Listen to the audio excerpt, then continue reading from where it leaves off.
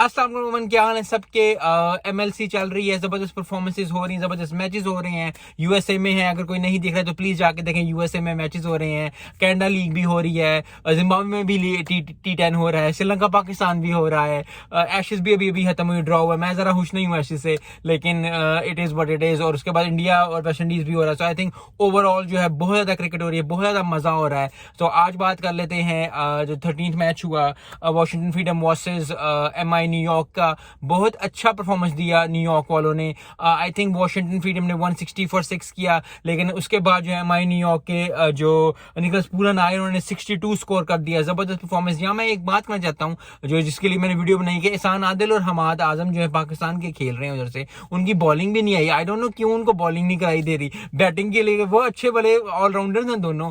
पहले उन्होंने बॉलिंग की है जरा, लेकिन अभी भी बॉलिंग वो नहीं कर पा रहे। आई होप कि अब जो है आने वाले दिनों में, क्योंकि उसमें राशिद खान भी खेल रहे हैं, उसमें जो डेविड वीजा भी खेल रहे हैं, तो इतने ज्यादा बॉल होने के साथ एक दो ओवर अगर उनको, क्योंकि ऑलराउंडर को खिलाने का फायदा ही यही है कि आप ऑलराउंडर्स खिलाएं, और आप ऑलराउंडर्स खिलाने का फायदा ये है कि आप उनसे बॉलिंग भी कराएं, बैटिंग भी कराएं, फील्डिंग भी कराएं।